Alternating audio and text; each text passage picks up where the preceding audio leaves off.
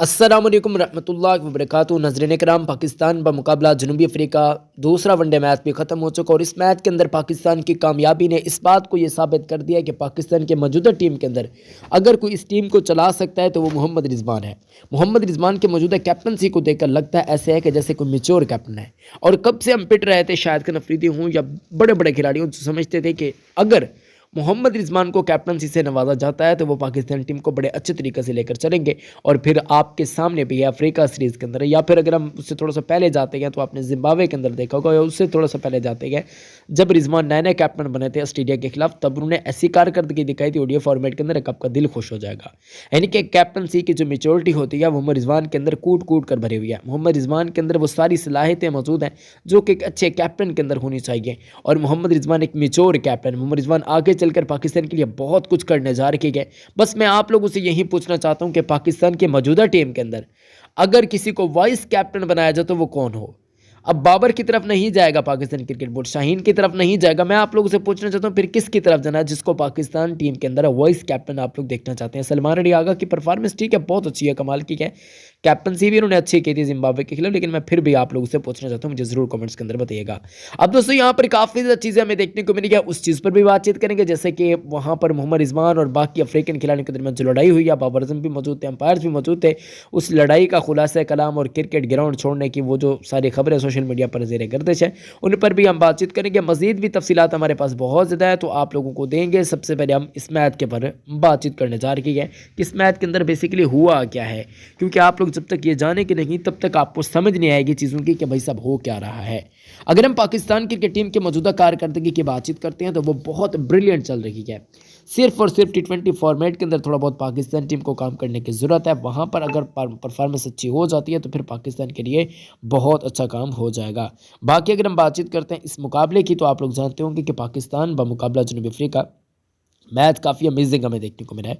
तो हम यहाँ पर ज़रा बातचीत करने जा रहे हैं कि मैं आपको यहाँ पर सूरत-ए-हाल भी बताने जा रहा हूँ। अगर हम इस मैच के टॉस की बातचीत करते हैं तो यहाँ पर बड़ा ब्लंडर मारा अफ्रीका ने, अगर देखा जाए वो ब्लंडर कुछ इस टाइप का था दोस्तों कि यहाँ पर अफ्रीकन कैप्टन ने टॉस जीतकर पहले फील्डिंग करने को तरजीह दी, जो कि सरासर एक यानी कि अहमकाना फैसला था। आप लोग जानते भी होंगे कि पाकिस्तान टीम बहुत अच्छी कारकर्दगी दिखा पाती है जब पाकिस्तान को पहले बैटिंग देखने को मिलती है, क्योंकि फिर चेजिंग के मसले मसाइल नहीं होते।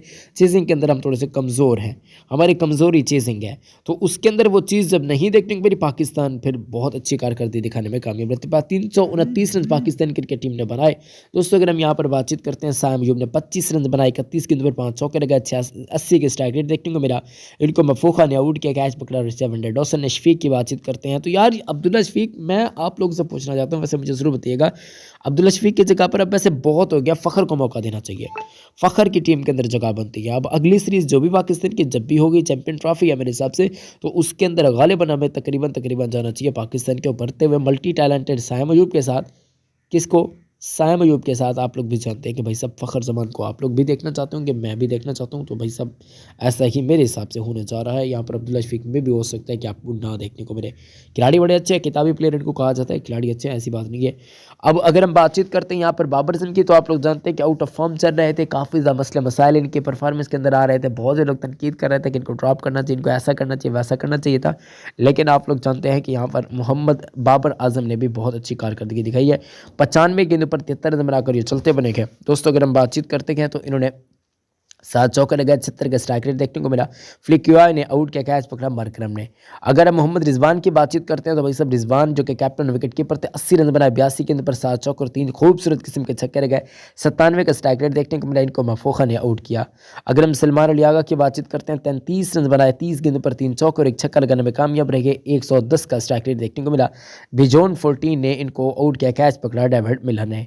कामरान गुलाम की बातचीत करते हैं तो 32 गेंद पर 63 रन बनाए। यार इतनी कमाल की कारकर्दगी की आपकी सोच है, बहुत ही अमेजिंग, बहुत ही सुपीरियर किस्म की कारकर्दगी देखने को मिली है, तो तारीफ़ के काबिल है। वैसे अगर देखा जाए तो बहुत अमेजिंग यहाँ पर कारकर्दगी दिखाई है पाकिस्तान क्रिकेट टीम के मल्टी टैलेंटेड खिलाड़ी ने।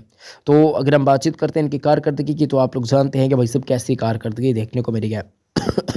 माजरत के साथ दोस्तों, यहाँ पर मुझे खांसी, ज़ुकाम, बुखार, ये सारी चीज़ें हैं, बस अल्लाह पाक शिफा दे। बाकी दोस्तों अगर हम बातचीत करते हैं कमरान गुलाम की, तो ऐसी इनिंग्स के लिए भाई साहब याद रखा जाएगा इसको। मफाखा ने इनको आउट किया, कैच पकड़ा। अगर हम मार्करम की बातचीत करते हैं तो उन्होंने कैच पकड़ा, 32 गेंद पर 63 रन बनाए, 4 चौके और 5 छक्के लगाने में कामयाब रहे। 196 का स्ट्राइक रेट देखने को मिला। अगर हम इरफान खान की बातचीत करते हैं, 16 गेंद पर 15 रन बनाकर ये चलते बने। दोस्तों अगर हम बातचीत करते हैं इनकी कारकर्दगी की, तो आप लोग जानते होंगे कि इनकी कारकर्दगी एक छक्के के अंदर खत्म हो गई, जो कि नो बॉल थी। 16 गेंद पर 15 रन बनाकर चलते बने। शहीन अफरीदी ने जनाब यहाँ पर 9 गेंद पर 16 रन बनाए, 2 चौके और 1 छक्का लगाने में कामयाब रहे। इनको मैक्रो जंसन ने आउट के कैच पकड़ा यहाँ पर रेगलिटन ने। नसीम शाह नॉट आउट रखे, हारिस स्टोफ ने 2 गेंद पर 6 रन, जबकि अबरार अहमद ने 2 गेंद पर 4 रन बनाए। पाकिस्तान की तरफ से बल्लेबाजी कुछ ऐसी देखने को मिली कि 329 रन पाकिस्तान की टीम ने बनाए, और तमाम विकेट के नुकसान पर 14 रन यहाँ पर एक्स्ट्राज भी पाकिस्तान को मिले। जबकि मैक्रो जंसन की बातचीत करते हैं तो उन्होंने 10 ओवर के अंदर 71 रन दिए, 3 खिलाड़ियों को पूरन गिरा दी गई। केवान मफाखा की बातचीत करते हैं, 72 रन यहाँ पर दिए, 4 खिलाड़ियों को पूरन गिरा दी गई। जोड़ 14 की बातचीत करते हैं तो 49 रन से 1 विकेट हासिल की। फ्लिकियाओ की बातचीत करते हैं तो 55 रन से 1 विकेट हासिल की। शमसी की बातचीत करते हैं तो 8 ओवर के अंदर 57 रन, किसी खिलाड़ी को आउट नहीं किया। मरकरम की बातचीत करते हैं 3 ओवर के अंदर 20 रन, किसी खिलाड़ी को आउट नहीं किया। तो ऐसी कुछ कारकर्दगी हमें देखने को मिली है दोस्तों। बाकी अगर हम यहाँ पर बातचीत करते हैं अफ्रीकन क्रिकेट टीम की, तो आप लोग जानते हैं कि अफ्रीकन क्रिकेट टीम ने जो टिम्बा बवूमा है 17 गेंदों पर 12 रन बनाकर ये चलते बने। एक चौका लगाने में कामयाब, 70 का स्ट्राइक रेट देखने को मिला। नसीम शाह की बातचीत करते हैं तो उन्होंने आउट किया, कैच पकड़ा हारिस स्टोफ ने। टोनी डिजोर्जी की बातचीत करते हैं, 40 गेंद पर 34 रन बनाकर चलते बने, 3 चौक और 1 छक्का लगाने में कामयाब रहे। 85 का स्ट्राइक रेट देखने को मिला। अबरार अहमद ने बोल्ड किया। रसिया वेंटे डॉसन की बातचीत करते हैं, 30 गेंद पर 23 रन बनाकर ये चलते बने, 1 चौक और 1 छक्का लगाने में कामयाब रहे। सलमान डियागा ने उठ के कैच पकड़ा, साइम अयूब ने। एडन मार्करम की बातचीत करते हैं तो 30 गेंद पर 21 रन बनाकर ये चलते बने, एल्ब्रिड आउट किया। अबरार अहमद ने 1 चौक और 1 छक्का लगाने में कामयाब रहे। हैनरिच क्लासन की बातचीत करते हैं, 74 गेंद पर 97 रन बनाकर ये चलते बने, 8 चौक और 4 छक्के लगाए, 131 का स्ट्राइक रेट देखने को मिला। नसीम शाह ने आउट के कैच पकड़ा, इरफान खान ने। अगर हम डेविड मिलर की बातचीत करते हैं, 39 गेंद पर 29 रन बनाकर ये चलते बने, शहीन अफरीदी ने आउट के कैच पकड़ा, रिजवान ने। मैक्रो जंसन की बातचीत करते हैं, 6 गेंदों पर 3 रन बनाकर ये चलते बने, बोल्ड किया शहीन अफरीदी ने। एंदलिए फिलकाओ की बातचीत करते हैं, 6 गेंदों पर 1 रन बनाकर चलते बने, एल्ब्रिड बोल्ड का शहीन अफरीदी ने। अगर हम यहाँ पर बातचीत करते हैं दोस्तों मफाका की, तो 2 गेंदों पर 1 रन बनाकर ये चलते बने, शहीन अफरीदी ने आउट किया। जबकि अगर हम बातचीत करते हैं कैच की, तो रिजवान ने पकड़ा, तबरेज शमसी 1 रन पर नॉट आउट रहे। शहीन अफरीदी ने 4 विकेट हासिल की, 8 ओवर के अंदर 47 रन दिए। जबकि नसीम शाह ने 8 ओवर के अंदर 37, 3 खिलाड़ी को फ्रंट गिरा दिया। यार स्टोफ 8 ओवर के अंदर 33, किसी खिलाड़ी को आउट नहीं किया। अबरार अहमद ने 9 ओवर के अंदर 48 रन, 2 विकेट हासिल की। जबकि अबरार अहमद की बातचीत करते हैं तो भाई साहब यहाँ पर अबरार साहब ने जो है वो 2 विकेट हासिल की, 48 रन देकर।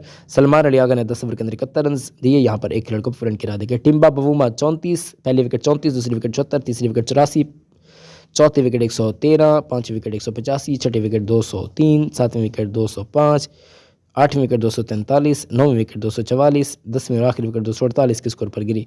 तो ऐसी हमें कारकर्दगी देखने को मिली है। पाकिस्तान ने इस मैच को जीता। अब यहाँ पर उस मसले पर बातचीत करते हैं जो कि काफ़ी ज़्यादा सोशल मीडिया पर वायरल हो रहा है। अब दोस्तों अगर हम बातचीत करते हैं तो देखिए गलती किसकी थी, यहाँ पर सबसे पहले समझने वाली बात यह, तो यहाँ पर गलती में भी हो सकता है कि यहाँ पर अफ्रीकन प्लेयर्स की हो सकती है, क्योंकि वो बार बार जिस तरीके से उनकी लैंग्वेज थी, हालांकि मेहमान टीम थी पाकिस्तान, तो इस चीज़ की उनको पासदारी रखनी चाहिए थी, लेकिन उनके अंदर इस चीज़ की पासदारी हरगिज़ नहीं थी, बल्कि उल्टा वो रिजवान के साथ पंगेबाजी कर रहे थे। अंपायर भी आए, बाबर भी आए, में भी हो सकता है कुछ गाली टाइप इस टाइप की ज़्यादा बातचीत हो जाएगी, क्योंकि रिजवान जो है वो काफ़ी कूल कैप्टन है, वो इतना गुस्सा शुस्सा नहीं करते। लेकिन यहाँ पर तो भाई सब निज़ाम ही थोड़ा सा उल्टा हो गया, यानी कि काम थोड़ा सा उल्टा हो गया, जिसकी वजह से सोशल मीडिया पर काफ़ी ज़्यादा पसीरा। अब कुछ लोग कह रहे हैं कि यहाँ पर ग्राउंड छोड़कर चले गए, तो भाई सब ऐसा अगर मज़ीद चलता रहता ना, रिजवान जिस टाइप के कैप्टन है, तो वो इंजमामुल्लाह की याद ताज़ा करवा देते हैं कि ग्राउंड को छोड़ कर ही चले जाते, लेकिन ऐसा हुआ नहीं। या तकरीबन इस बात से तकरीबन आप ऐसे समझे कि थोड़ा बहुत ही रिजवान पीछे रह गई, वरना ऐसा काम हो जाना चाहिए था।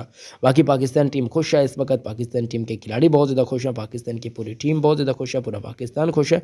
पाकिस्तान को अच्छा कप्तान मिल चुका, अल्लाह पाक नज़र बद से बचाए, मोहम्मद रिजवान को मज़ीद तरक्की कामयाबियाँ अता फरमाए, हमारी तो दुआ है दिल से। बाकी आप लोगों को क्या लगता है, आप लोगों ने मुझे ज़रूर कमेंट्स में अपनी राय देंगे। बाकी जो आजकल पाकिस्तान टीम के अंदर सिर्फ एक तब्दीली के चांसेस है मेरे हिसाब से, तो ऐसा होना चाहिए, बाकी टीम कंप्लीट है हमारे पास। एक तो ठीक है कि कामरान गुलाम आ चुके हैं, बड़ा अच्छा इजाफा है पाकिस्तान का, लेकिन ओपनिंग की तरफ आते हैं तो यहाँ पर अब्दुल्ला शफीक की जगह पर मेरे हिसाब से फ़खर जमान को रखना चाहिए, दोनों लेफ्टी। अब कुछ लोग कहेंगे कि लेफ्टी भाई इमामुल और फ़खर ये दोनों ओपनिंग किया करता, तो साइम और फ़खर में क्या फ़र्क है, दोनों को मेरे हिसाब से ओपनिंग करवानी चाहिए। ऐसे में पाकिस्तान टीम के लिए काफ़ी ज़्यादा अच्छी बातें हो जाएगी, एक थोड़ा स्लो खेलेगा, एक थोड़ा तेज़ खेलेगा।